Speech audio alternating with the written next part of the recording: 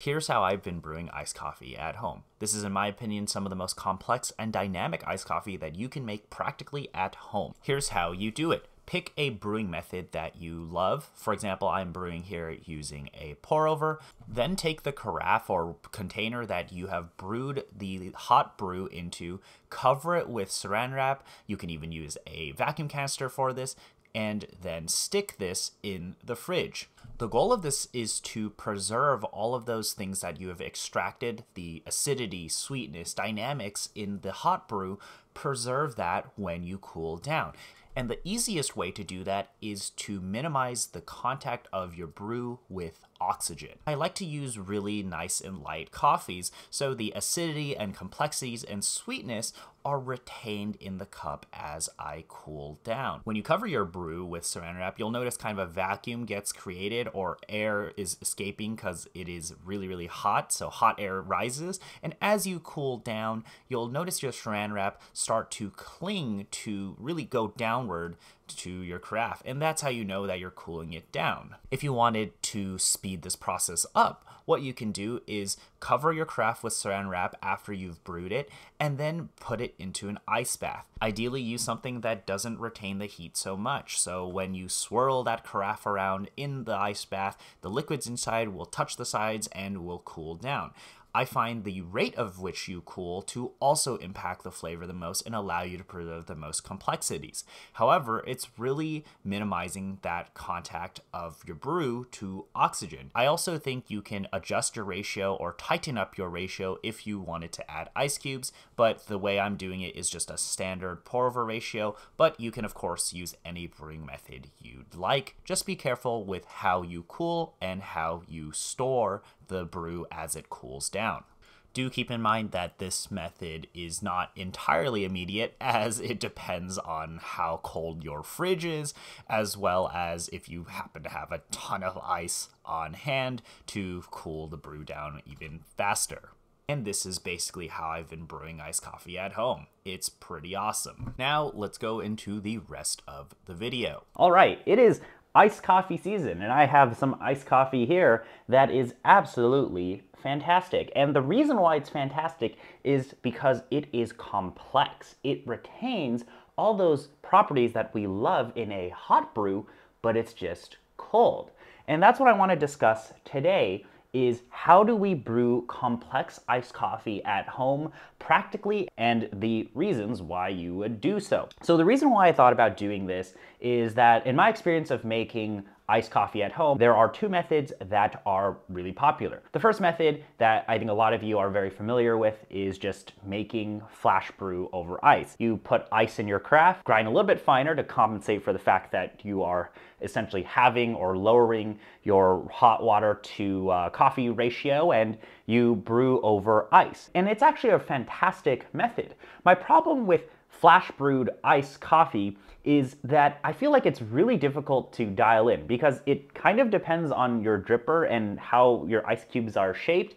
And also dilution ratios are always so confusing. More ice or less ice, and the resulting brews, while they're really sweet, I feel like there could be more in terms of complexities, better acidity presentation, better notes. And I feel like if you take a really beautiful washed coffee, an ultralight, a coffee that I've been really into, for example, any coffee from Blue Tribe Coffee or Say, and you flash brew it, you lose some of the interesting aspects of what makes that coffee beautiful. And I really do enjoy this method for certain coffees, and it results in an incredibly sweet cup, but the notes to me are a little bit muted. And the second method is, this is gonna hurt some of you people to hear this, is you just cold brew it, is you just grind the coffee up, put it into a container of your choice, and saturate it with water, stick it in the fridge, and leave it for 12 to 24 hours, and you're good to go. That does not work really well with any light roast coffee. There is a method where you do a hot bloom at the beginning, so you just run hot water to increase your extraction at the very beginning, and then you fill the rest with water, and then you put it in the fridge, and that actually works all right. But the problem is that cold brew just removes acidity. It removes what I like about these beautiful complex coffees. So this brewing method is actually inspired by two different methods that I've seen. The first method is from Say Coffee when I went over and I saw how they were brewing iced coffee. To me, it was basically the best iced coffee I had ever tasted in my entire life. It was complex, it was sweet, it had acidity, it was just fantastic, and it tasted exactly like how I would expect the coffee to taste hot, but it was just cold. And that was so fascinating to me, and that kind of put me on this entire mission. But how Say brewed, if you didn't see that video, is they brew hot, and then they take the hot brew, they chill it down, and then they run it into a keg and they nitrogen flush it. So they get rid of the oxygen contact to the coffee. The second method that I've seen is Style Coffee. They had a video with Karasu. So they did a pour over and they do the first pour and then they would separate that out and then they would finish the rest of the pour. They would chill down the second section of the pour and then they would combine everything together and then they would chill it all down together. Those two methods are what really inspired me to explore my method, or just kind of a combination of both. One is the rate at which you cool down the coffee. Ideally, cooling down faster is better from my experience, but I think practically speaking, you don't need to have a flash chiller. I think the rate at which your fridge actually cools down is gonna be completely fine. And it's really the second thing that impacts the brew the most, which is the exposure of your brew to oxygen. So the biggest complaint that I've found with iced coffees is kind of iced coffees tasting very muted, or really they just taste like the fridge. Because when these brews are cold, or when they're really, really cold, it's kind of hard to pick out a lot of the nuances in a brew like you would if it was hot, because you just don't really have the aromatics that you have when it's a hot brew. So the goal is like, well, okay, if I can't get the aromatics, can I just get the taste? And what I'm finding out is that to retain the most of the taste and retain the most interesting complexities in a brew, it's how you really store the brew when you cool it down. As an experiment, what you can do is you can brew a pour over, pour one part of it into a cup that is just uncovered, stick it in the fridge, and take the rest of the pour over and just cover it with saran wrap. Try to minimize the contact of your fridge air inside of there to your overall brew. And what you'll most likely find out, at least in my experience, is that the covered brew tastes much better than the uncovered brew, because we are minimizing the contact of oxygen to the brew. And it just won't taste like your fridge, really, to be honest. I am using ultralight roasted coffees, which are fantastic. These work really well with like Manhattan, really light roasts as well if you're into naturals or weird stuff. And it works really well with the wash coffees. I want to just retain all of those complexities in an iced brew. And minimizing the contact of oxygen to the brew and sticking it into the fridge actually works pretty fantastic. However, the downside of this method is that it kind of takes a really long time. And the second thing, and this will apply to the thing I will say afterwards, is actually the, I would say, actual air within your carafe. So I'm using a carafe like this to just for demonstration purposes so you can visually see things. But ideally what you can actually brew into is you brew into a vacuum canister and then you stick it into the fridge. Or you brew more volume, just basically try to minimize the actual space between the top of the carafe and your actual brew.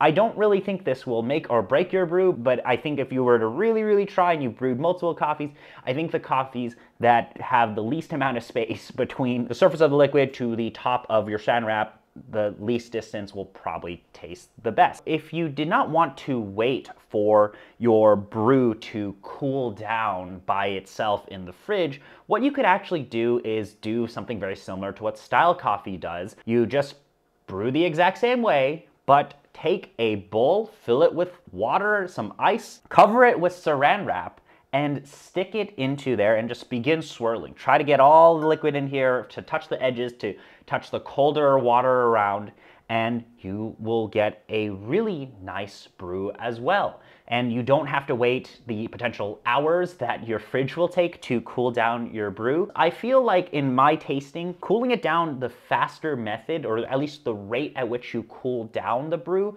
preserves the most complexities. Just put it into the ice bath, swirl it around, and get it cool. And what you'll find out is that a vacuum does get created in your carafe. You'll kind of see that saran wrap getting sucked down. To me, that's kind of that visual indication that my brew is cooling down and things are tasting good. I don't actually know the exact physics behind that, but for me, when I cool it down, I see that saran wrap getting kind of sucked down there. That, to me, is like I'm doing it right. I'm cooling the coffees down. A vacuum that's getting created because you are covering a hot brew. Instead of expanding upward, we're seeing it go down as we cool it. Visually, just pretty cool. But the thing is I have found that method to result in the best brew, practically speaking, at home. Is you use ice, use some water, cool it down. I don't dilute with ice, I just drink it straight, and it tastes fantastic.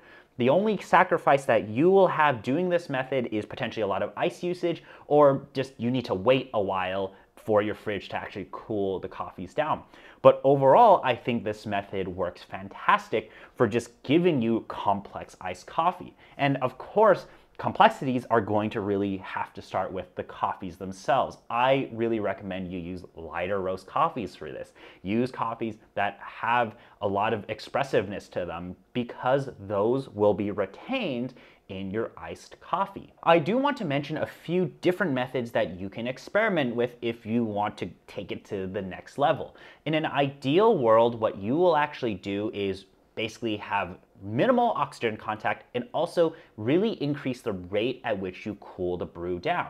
So what you could do, and I did experiment with this, is you take dry ice, or you basically reverse boiler everything.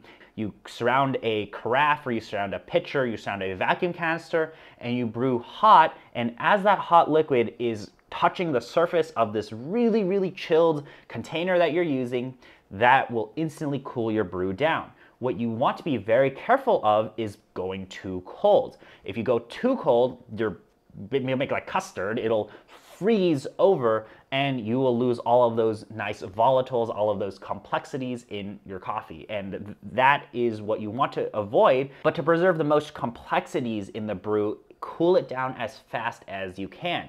Although I think the two methods that I've mentioned earlier of one, just covering it and minimizing oxygen contact, sticking to the fridge, and using ice to speed up the rate of which you cool. I think both of those methods are already pretty fantastic, and you don't have to get so many things set up. So let's go over some final considerations and we'll wrap up. So for the very first method, all you want to be careful of is the actual container you use in which you brew the coffee in. Try to use a container that actually minimizes the space between the surface of your brew and the top of the saran wrap, so you can minimize the amount of actual air touching your brew.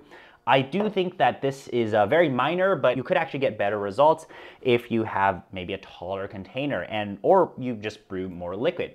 The second thing to consider if you're using the ice method because you want to cool things down much faster is be careful of which type of container you use, your craft. Make sure to use something like a metal or something that isn't actually really well at retaining the heat, so that when you do swirl that carafe in the ice water, your brew inside will actually become cool. So that's how I've been brewing iced coffee at home. I feel like this method is probably one of the more practical methods, just saran wrapping and putting to your fridge, and it retains the most complexities and most of the interesting things that I find, at least, in coffee. It allows me to have an iced coffee that is incredibly dynamic, and I love this method. And it's pretty convenient because you can brew at night and the following day you can have some beautiful iced coffee, or if you wanted to have a much more instant brew, what you could do is you could run this into an ice bath and you could have your nice iced coffee right there. But this is much more interesting to me, at least, compared to something like cold brew. And in my opinion, it's much easier to dial in than a flash iced brew. And it's also much more clear.